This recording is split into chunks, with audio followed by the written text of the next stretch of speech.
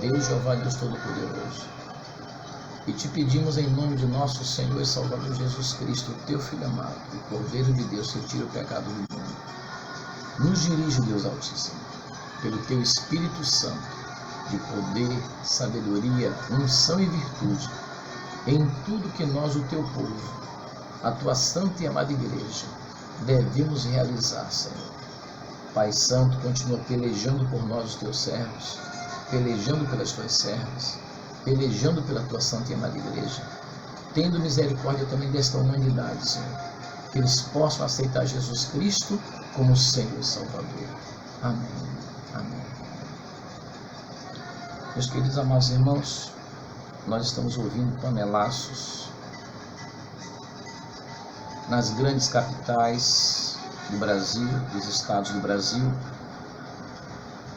apesar de que não é isso que vai resolver a situação que está passando não somente o Brasil, mas também as nações em todo o mundo. Nós sabemos que a palavra de Deus nos ensina, e nós, como povo de Deus, temos que estar na postura de servos de Deus, intercedendo, clamando.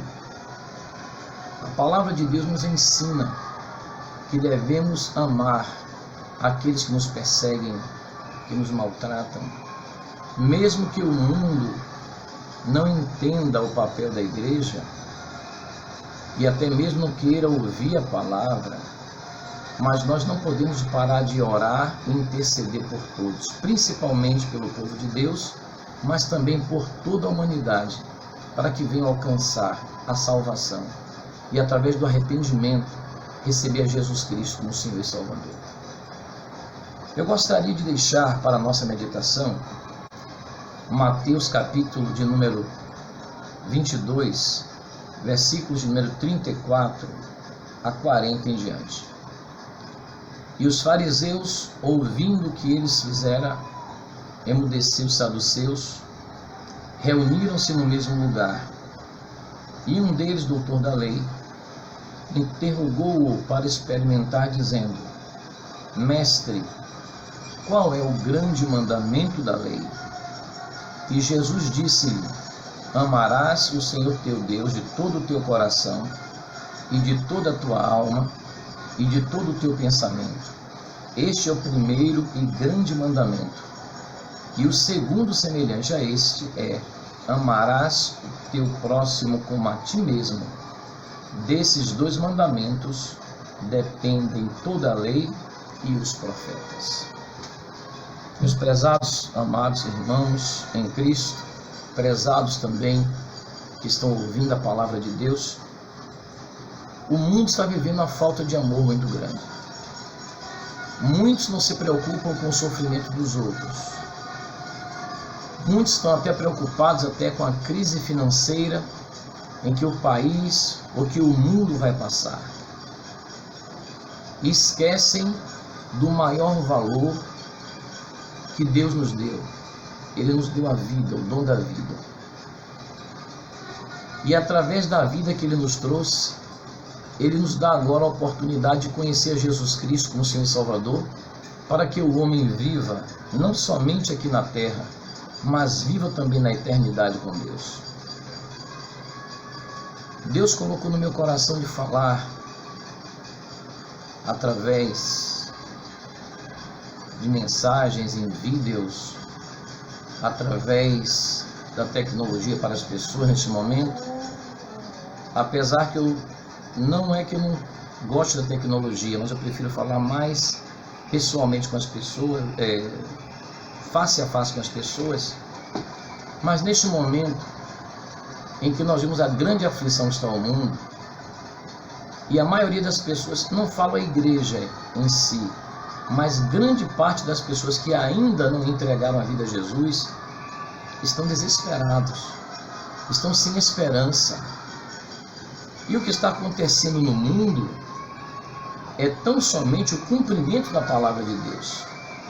Eu gostaria de citar ainda em Mateus capítulo 24, versículo de número 4 em diante, O Senhor Jesus Cristo, respondendo à pergunta dos discípulos, que eles queriam saber dos sinais que haveriam da vinda de Jesus e do fim do mundo, que a pergunta dos discípulos foi essa, Jesus respondeu dizendo: acautelai-vos que ninguém vos engane, porque virão em meu nome, muitos em meu nome, dizendo eu sou o Cristo, e enganarão a muitos. E ouvireis de guerras e de rumores de guerras. Olhai, não vos assusteis, porque é mister que isso tudo aconteça, mas ainda não é o fim. Porque se levantará nação contra nação, e reino contra reino, e haverá fome, e pestes, e terremotos em vários lugares. Versículo 8. Mas todas essas coisas são o princípio das dores. Quando Jesus diz que haverá fomes, haverá pestes, terremotos em vários lugares, e isso, o versículo 8 diz, mas todas essas coisas são apenas o princípio das dores, estes sinais irão se suceder um após outro, mostrando que a vinda de Jesus para arrebatar a igreja está próxima.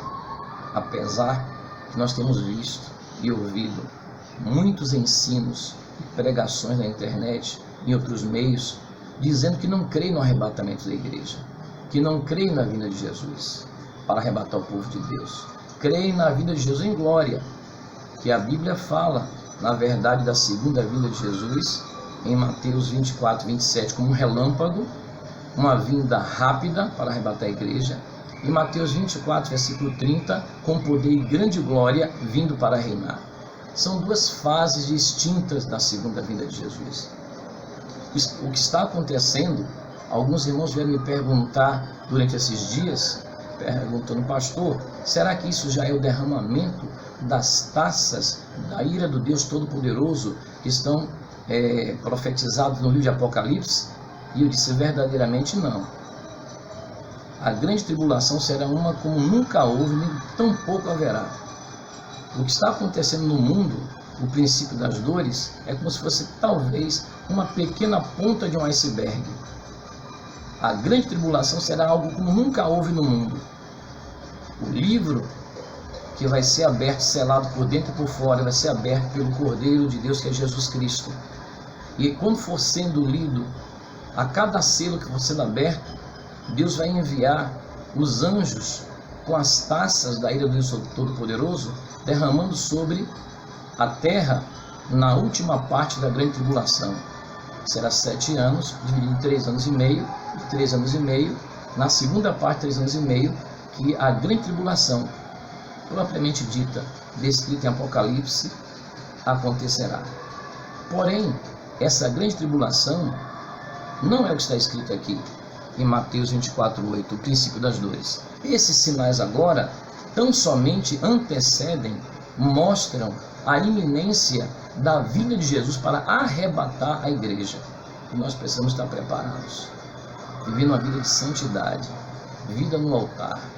Muitas pessoas pensam que é somente durante um culto, numa celebração ou em determinado momento que se reúne com a congregação que tem que ser santo. Nós temos que ser santos em toda a nossa maneira de viver.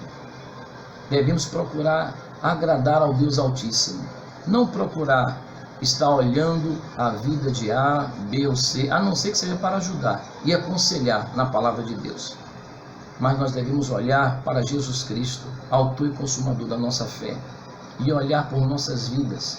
O apóstolo Paulo diz para Timóteo que nós devemos continuar, persistir, ensinando, exortando.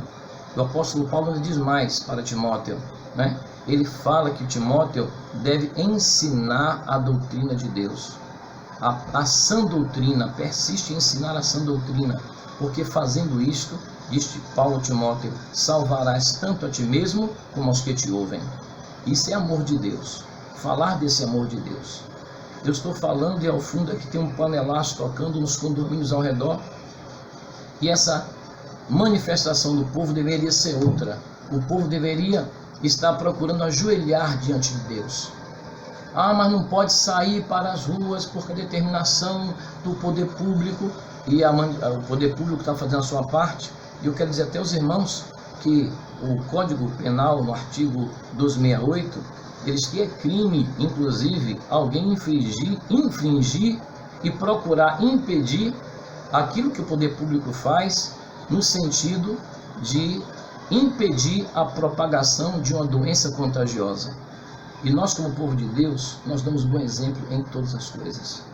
Na verdade, nós temos que amar as pessoas como Jesus amou. Talvez tem pessoas que, graças a Deus, não vão nem chegar perto esse coronavírus. Mas nós temos que orar e nos preocupar por aqueles também que estão morrendo. E muitos morrendo sem Deus, sem paz, sem salvação. Orar por aqueles que estão sofrendo. Orar pedindo misericórdia a Deus, para que essas pessoas não morram sem Deus. Para que, mesmo que sejam alcançados por esse coronavírus, não venham a falecer. Orar para que não venham a morrer. Orar para que Deus dê uma segunda chance a eles, para que eles possam se arrepender dos seus pecados. Então, meu convite agora, queridos, em resumo, é para que nós possamos exercer o amor. E essa madrugada, eu quero convidá-los para nós orarmos. Estamos meditando na palavra de Deus, mas precisamos dobrar os nossos joelhos em oração. Não somente os irmãos que estão aqui no litoral norte, em Jauá, ou em Salvador, no interior do estado da Bahia, no Brasil, além das fronteiras brasileiras, vamos dobrar os nossos joelhos, vamos adorar a Deus, vamos buscar a Ele de madrugada. A igreja de Deus somos nós, né?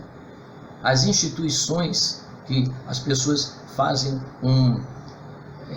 um registro de CNPJ, um logradouro público, com um local que tenha 100 lugares, 200 lugares, 500 lugares, 1000 lugares, 2000 lugares para a pessoa se reunir. Aquilo é o templo físico. Igreja de Deus somos nós. Vamos orar, vamos buscar o Senhor em espírito e em verdade. Deus procura verdadeiros adoradores, onde quer que ele esteja, ou no templo físico, ou na sua casa, ou no trabalho, ou no emprego, ou no caminho, ou no ônibus, onde você estiver. Procura agora se ligar com o Senhor. E eu quero convidá-los para nós orarmos. Eu tenho visto muitas manifestações emotivas das pessoas na internet. E eu não vi alguém chamando até agora, vamos entrar nessa madrugada em oração. Eu quero, com toda humildade, primeiramente diante do Deus Altíssimo e diante dos meus irmãos em Cristo, convidar a igreja de Deus para entrarmos em batalha na oração. A palavra de Deus nos ensina a amar, e Deus, o Deus Altíssimo, Ele está nos contemplando. Pedir a misericórdia do Deus Altíssimo. Ninguém pode resolver, só quem pode resolver é Jesus. Eu digo mais aos irmãos, isso está acontecendo para mostrar ao homem que o homem nada é. Queridos, o homem de 2001 para cá, que eles inventaram a tal da nova era luciferiana, porque antigamente eles falavam do iluminismo e do antropocentrismo, que o homem era o centro de todas as coisas. Mas com a nova era, eles estão dizendo agora que o homem é um Deus, Deus com D minúsculo, e um Deus, me perdoe a palavra, muito frágil, muito fraco o homem, que não consegue resolver nenhum problema dele mesmo, quanto mais das outras pessoas. Então o homem está se levantando contra o Deus Todo-Poderoso, ele tem que voltar para o Deus Todo-Poderoso. Diz: Senhor, nós nada somos, nós precisamos da tua misericórdia. O Salmo 103, versículo 8 diz que misericordioso e piedoso é o Senhor, longânimo e grande em benignidade. Nós temos que lembrar que nós somos pó e voltar para a presença de Deus e para clamar a Ele sem hipocrisia. Porque eu digo aos queridos que muitas pessoas estão falando de religiosidade, mas não têm uma vida com Deus, não têm uma ligação com Deus. Precisa ter uma ligação com o Pai, com o Filho e o Espírito Santo. Nós precisamos disso. Nós precisamos clamar pela nossa vida, mas pela vida da nossa família, pelos nossos familiares, pela igreja de Deus, amém. Mas também vamos clamar por aqueles que ainda não são salvos. Tem milhares de pessoas morrendo. E nós, como igreja, nós somos chamados para pregar a palavra, para levar a mensagem, mas também para interceder por aqueles que perecem. E o Deus Altíssimo é um Deus misericordioso. Nós devemos amar como Jesus amou. Então vamos orar juntos. E podemos começar orando agora já. Nós estamos conclamando os irmãos para a partir agora da meia-noite entrar em jejum e oração à madrugada. Também no secreto, no nosso quarto, no nosso lar. Quem tem família que são cristãos, ou vamos nos reunir orando, né? E até aqueles mesmo que não são cristãos ainda, Jesus está te chamando agora, né? Se renda aos pés do Senhor Jesus, receba Jesus como Senhor e Salvador, confesse que Ele é o único Senhor e Rei, Salvador e Mestre, que fora do Deus Altíssimo não existe salvação, e que Ele enviou Jesus Cristo, seu Filho, para nos salvar. Este princípio das dores, eu quero lhes dizer, queridos, vão ser sucessivos sinais que antecedem a vinda de Jesus Cristo.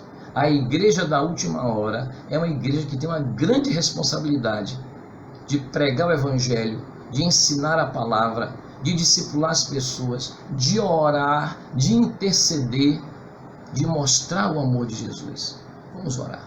Eu creio verdadeiramente que tem um Deus no céu, Deus Todo-Poderoso, que pode mudar todo este quadro, não somente na Bahia, não somente no Brasil, mas em todo o mundo. E eu sei que os irmãos que estão ouvindo, sei que tem muitos servos de Deus que creem nisso. Eu, particularmente, eu não sou muito de ficar usando redes sociais, nem tampouco de ficar fazendo vídeos, mas esse momento é muito sério, exige de nós uma postura de oração. Eu digo até menos pregação e mais oração. Tem muita gente pregando, arvorando e mostrando de uma forma emotiva, se emocionando. Eu quero lhes dizer, vamos descer na presença do Deus Todo-Poderoso e clamar pela misericórdia do Deus Altíssimo, em nome de nosso Senhor e Salvador Jesus Cristo. Portanto, queridos, eu quero agradecer primeiramente ao Deus Altíssimo esta oportunidade que Ele nos concedeu, mas também quero agradecer a atenção dos queridos e amados irmãos. E eu sei que nós estamos unidos pelo amor de Jesus Cristo. Vamos entrar em oração. Não precisa haver entre nós uma postagem de quantos minutos nós oramos, ou de quantas horas nós oramos, ou de quanto foi o nosso jejum, e se foi até meio-dia, e se foi até 6 horas da tarde. O Deus Altíssimo estará contemplando todas as coisas. É Ele que nos vê, é Ele que nos sonda, é Ele que nos conhece, é Ele que nos ama, é Ele que nos salva, que nos perdoa, que nos sara, é Ele que multiplica as bênçãos materiais e espirituais, é Ele que a cada dia nos firma na rocha eterna, que é o Senhor Jesus Cristo, nos preparando para o grande dia do arrebatamento da igreja, quando no abrir e fechar de olhos, estaremos na presença do Deus Todo-Poderoso, e então por toda a eternidade, louvando o seu nome para todo sempre. Amém, amém e amém.